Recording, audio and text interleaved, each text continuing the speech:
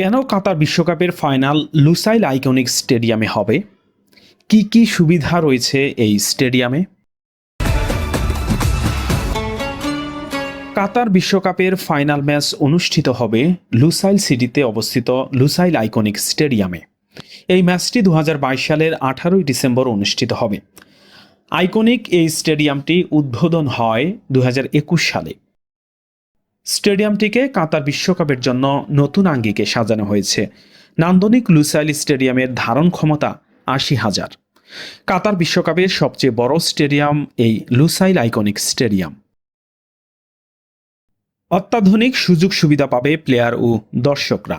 চমকপ্রদ বিভিন্ন ধরনের লাইট ও শীতাতপ নিয়ন্ত্রিত এই স্টেডিয়ামটি।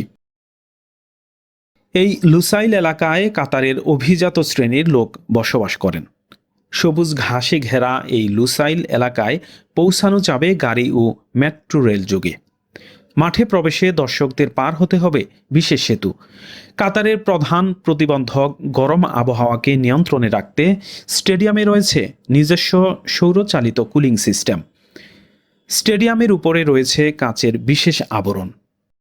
চারপাশে রয়েছে জলের কৃত্রিম ফোয়ারা। ফিফার নিয়ম অনুযায়ী 60,000 হোটেল কক্ষ তৈরি রাখতে হয় আয়োজক দেশকে।